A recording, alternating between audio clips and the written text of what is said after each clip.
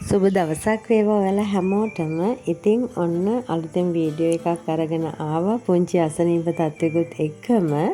අද වීඩියෝ එකෙන් කතා කරන්නේ කාර්යබහුල ජීවිතේ අපි කාලය ඉතිරි කරගන්න මොන වගේ දේවල්ද අපේ ජීවිතේට එකතු කරගන්න ඕන කියලා. ඉතින් මේ හදන්නේ සතිය අවසානයේ මගේ ශීතකරණයේ ඉවර වෙච්ච අඩුම කුඩුම දාපු භාජන ටික සෝද ගන්න එක. ඉතින් වෙළඳපොළට යන්න කලින් මේ ටික සෝදලා වතුර බහින්න තියලා ගියොත් අපිට හරිය නිදහසෙන් ඇවිල්ලා අර ගෙනාපු එළවලු ටික ආයේ මේවට දාන්න පුළුවන්. ඒ වගේමයි අපිට අවබෝධයක් එනවා ෆ්‍රිජ් එකේ මොනවද ඉවර වෙලා තියෙන්නේ, තව තියෙන්නේ මොනවද කියලා අවබෝධයක් එන නිසා මෙන්න මේ විදිහට අපි භාජන ටික සෝදලා ඉමු.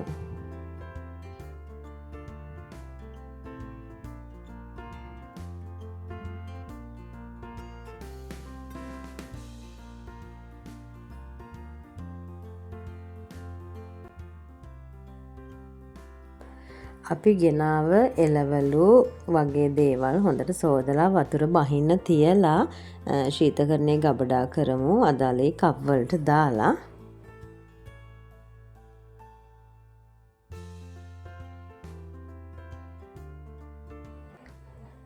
මේ කැරට් සෝද ගන්න එක ගැන විශේෂයෙන්ම කියන්න ඕන. මේ වගේ මඩ තියෙනවා කැරට් වල, බීට් වල, රාමු වල වගේ දේවල් වල. ඉතින් මේ මඩ ටික යන හොඳට පංච් එකකින් අපි සෝදගෙන ඉන්න ඕන. මොකද මේ මඩ හිටියොත් එහෙම කඩතුළු වෙලා තිබ්බොත් කැරට් වල ඉක්මනටම නරක් වෙන්න බලනවා. ඒ නිසා හොඳට සෝදන්න සහ ටැප් එකේ වතුර අරගෙන සෝදන්න. අර මඩ ගතිය හොඳට යන්න ඕන නිසා.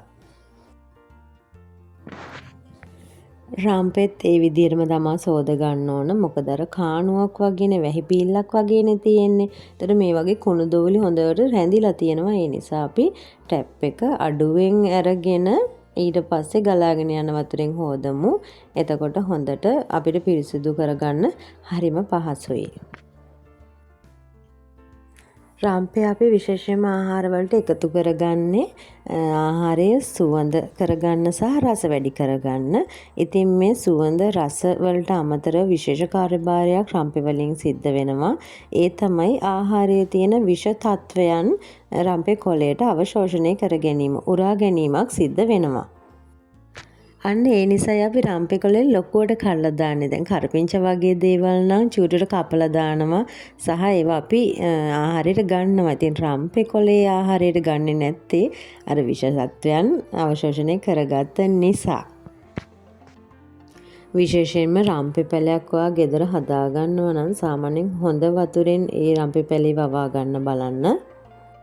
හේතුව සිංක් එක හරහා යන වතුරවල සේදුම්කාරක, ඊට පස්සේ විස බීජනාශක ඔය වගේ ගොඩාක් රසායනික ද්‍රව්‍ය තියෙනවා. ඉතින් මේවා රාම්පේ පැලේට එකතු වුණාම අර විෂ තත්වයන් අවශෝෂණය කරගන්නවා කියලා මම කිව්වනේ. ඉතින් අපි දන්නේම නැතුව ඔන්න ආහාරයේ විෂ තත්වයන් වැඩි කරගන්නෝ ඔය කියන ක්‍රමවේදය නිසා. සෝදාගත්ත එළවලු වල වතුර බැස්සට පස්සේ මේ වගේ සර්වියට් පේපර් එකක් පතුලට දාන්න. මොකද තවදුරටත් වතුර තිබුණොත් ඒවා උරා ගන්න නිසා. අන්න එතකොට හොඳ නැවුම්වට මෙන්න මේ ආහාර ටික රැකිලා තියෙනවා.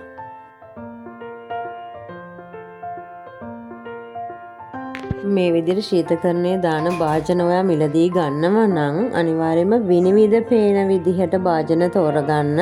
මොකද ඒක හරි පහසුවක් වෙනවා ශීතකරණයේ තියෙන්නේ මොනවද කියලා හඳුනා ගන්න.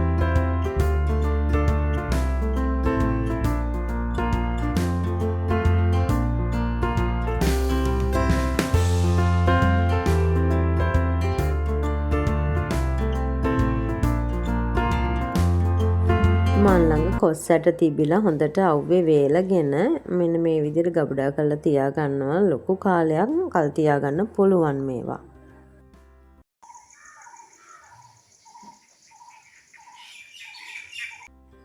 දවස් කීපයකට අවශ්‍ය ලුණු සුදු ලුණු මම මේ විදිහට එකවර සුද්ධ කරලා තියා ගන්නවා.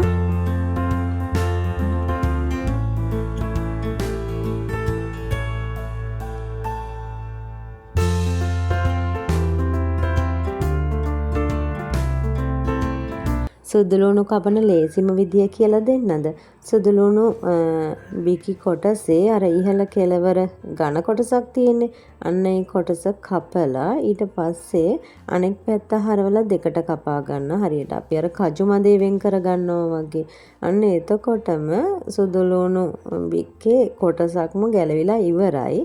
අපිට තියෙන්නේ හරි පහසුවෙන් පොත්ත ඊට මෙට කරගන්න විතරයි.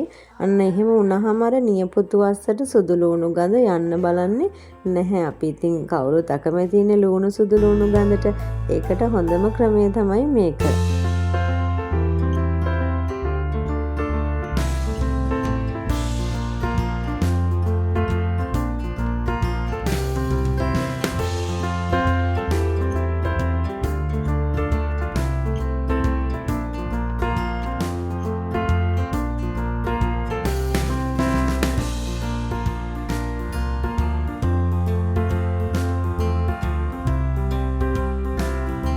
ලුණු ගෙඩියෙන් මේ විදිහට කපා ගන්න. කොටස් දෙකකට කපලා ඉහළ කෙළවරේ තියෙන අර ඝන කොටස ත්‍රිකෝණාකාර කැපුමක් විදිහට යොදලා අයින් කරගන්න. මොකද අපි කවුරුත් කැමති නෑ මේ කොටස හැපෙනවට. ඒකෙන් එන්නේ අමිහිරි රසක්. සහ යට කොටසත් කපලා පිහියෙන්ම මේ වගේ පොතු ඉවත් කරගන්න. හරි පහසුයි මේ දෙන කැපුමෙන්.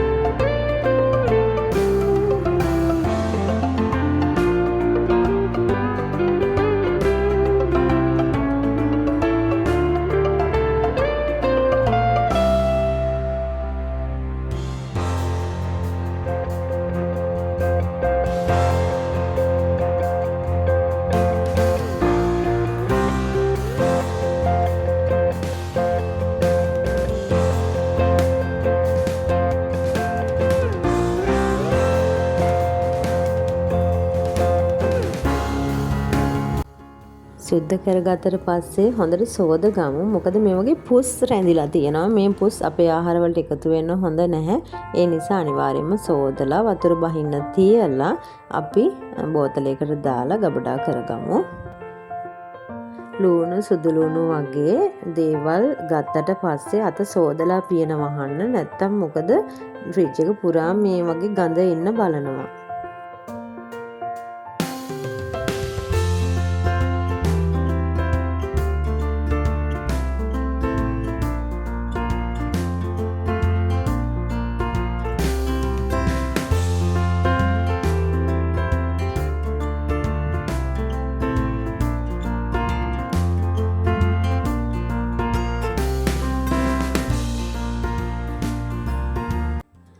ලුණු සුදු ලුණු පොතු විසි කරන්න නම් එපා. මේක අපි බෝතලයකට දාලා වතුරත් එකතු කරලා රැයක් පෙඟෙන්න තියලා මේ වතුර ටික අපේ වගාවට හරි එහෙම නැත්නම් මල් වලට හරි එකතු කරගන්න පුළුවන්.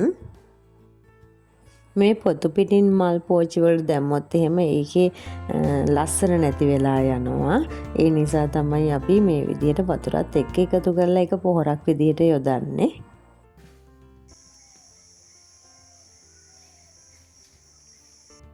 මේ ඔයා දකින්නේ විචලනය කරපු ආහාර වර්ග.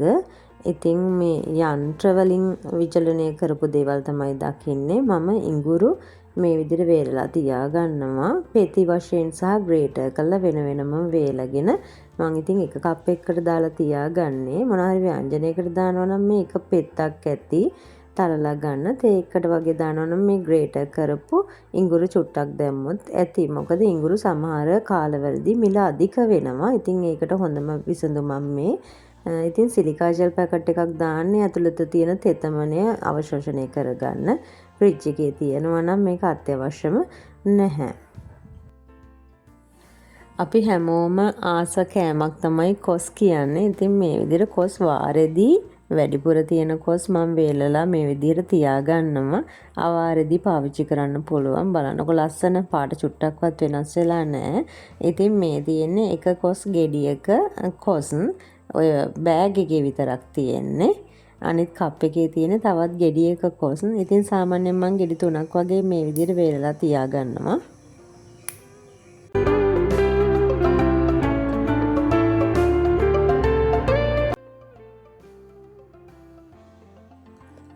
සාමාන්‍යයෙන් කොස් ගහකින් ගහකට තියෙන කොස් ගෙඩිවල ස්වරූපය වෙනස් වෙනවා. මේ ලා කහ පාටට තියෙන කොස් මදුළු වලින් වේලගත්ත කොස් අරට සාපේක්ෂව ටිකක් කහ පාට අඩුයි. නමුත් කිසි වෙනසක් නැහැ මේ වගේ.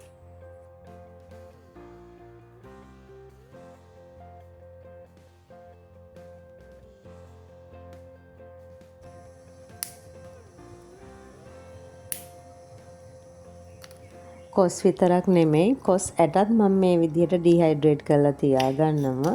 ඉතින් මේ ඩිහයිඩ්‍රේට් කරපු ආහාර ගැන වෙනම වීඩියෝ එකක් මම ඔයාලට අරගෙන එන්නම්. ඔයා මේ දකින්නේ බීට් පවුඩර් කරලා බීට්රූට් පවුඩර්. ඉතින් මේක ඕන උනේ මට පුතා නිසා. එයා හරි ආසයි ෆලූඩා බොන්න.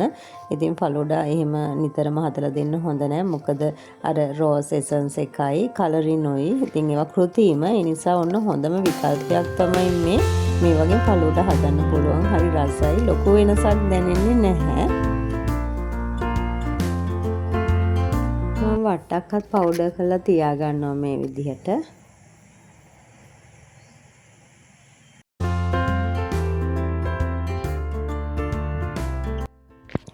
සතියකට කියන කරවල හාල්මැස්සෝ එකවර සුද්ධ කරලා තියාගන්න. එතකොට හරිම පහසුවෙන් අපිට මේක තෙල් දාගන්න පුළුවන්. විනාඩි 10ක්වත් යන්නේ නැහැ. අපි හරි ආස නැහැනේ කරවල ගඳට නිතරම අතේ ගා ගන්න. ඉතින් ඒකට හොඳ විසඳුමක් මේ සතියකට හරියන කරවල හාල්මැස්සෝ වගේ දේවල් සුද්ධ කරලා තියාගන්න එක.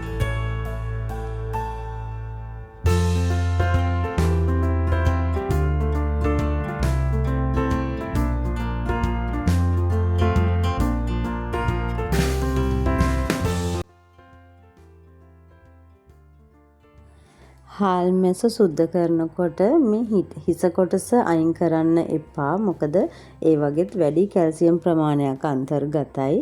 හිස සහ කඳ කොටස වෙනමම කප් දෙකකට දාලා තියාගන්න. මට මතකයි අපේ අම්මලා අර හුණුසාලේ බත් පොල් දාලා උයලා දෙන්නේ. ඉතින් ඒකට හදනවා හාල්මැස්ස ඔලුව කබලේ බැදලා කට සම්බෝලයක් හරිම රසවත්. ඉතින් ඒ වගේ දේවල් වලට අපිට පාවිච්චි කරන්න පුළුවන්.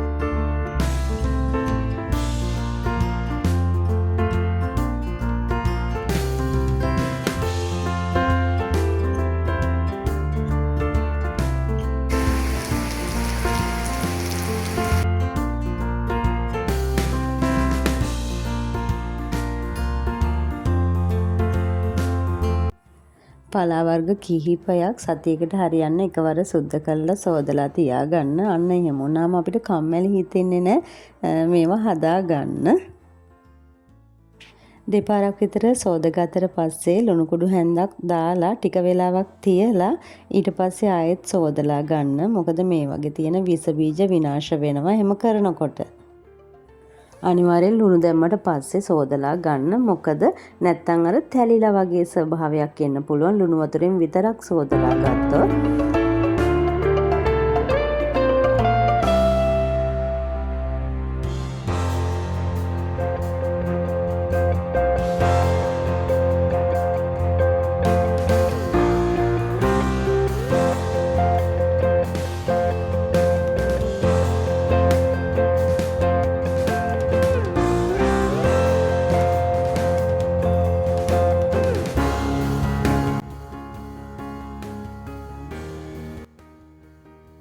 වතුර බේරෙන්න තියලා පත්තර කොළවල ඔතලා මේ විදිහට ගබඩා කරගන්න. ඉතින් මගේ කලින් සතියේ පලා වර්ග ටිකක් ඉතිරි වෙලා තියෙනවා. ඒක තමයි ඔයා දැක්කේ.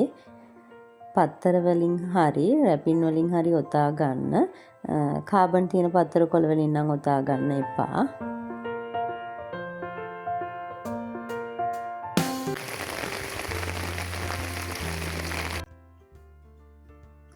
මේ කරන්න හදන්නේ අපි පාවිච්චි කරලා ඉවත් කරපු රෙදි වර්ග කපා ගන්න එක.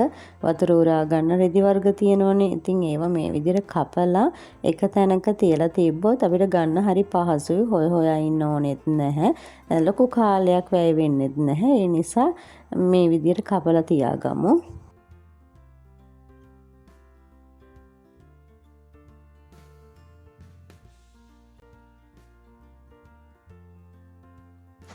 මේවා අයන් කරලා තිබ්බත් හරි පිළිවෙලයි. ඉතින් ඔයා සතියේ රෙදි ටික අයන් කරන වෙලාවෙන් පස්සේ මේ විදිහට අයන් කරගන්න. වෙනමම වැය කරන්න යන්න එපා. එහෙම වුණාම එතනත් ඉතිරියක් නෙවෙන්නේ අපිට.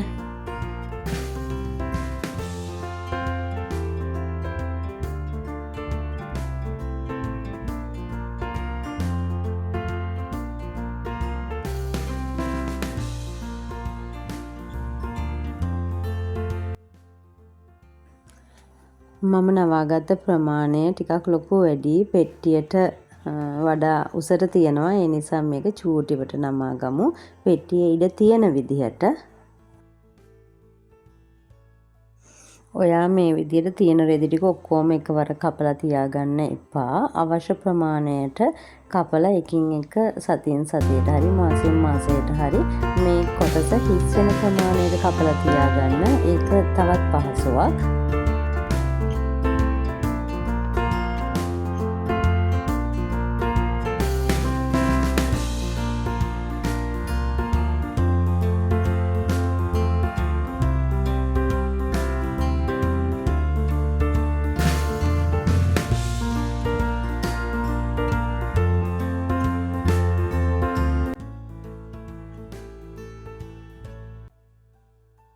අපි හැමෝම ආසයිනේ හවසට ගෙදරට සුවඳ දුම් ටිකක් අල්ලන්න. ඉතින් මේකට ටිකක් වෙලාව යනවා. ඒකට හොඳම විසඳුමක් තමයි මේ සතියකට හරියන්න පොල් කටු 7ක් නම් ඒ 7 කඩලා තියාගන්න. එතකොට හරිම පහසුයි.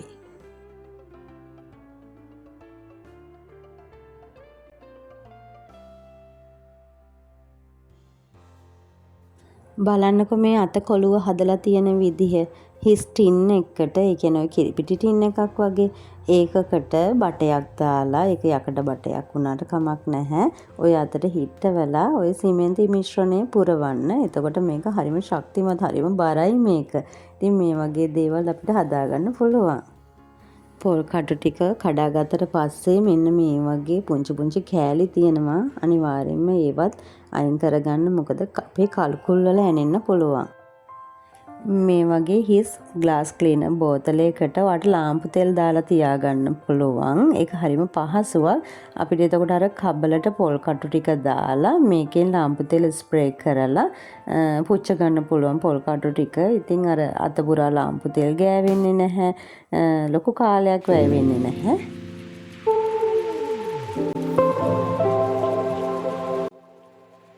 මේ දේ නම් මට විශේෂ දෙයක්. ගෙදර පොල් තෙල් පහනට ඕන තිර ටික කපා ගන්නවා මම සතියකට විතර හරියන්න.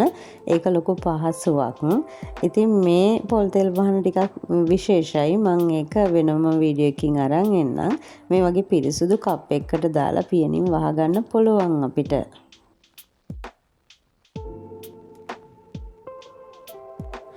ඉතින් අද වීඩියෝ එක ගැන ඔයාට හිතෙන්නේ දැනෙන්නේ කොයි විදිහටද කියලා කමෙන්ට් කරන්න අමතක කරන්නත් එපා. ඒ වගේමයි මේ වගේ වටිනා වීඩියෝ දිගටම බලන්න මම සබ්ස්ක්‍රයිබ් කරන්න කියලාත් ආදරයෙන් ඉල්ලනවා.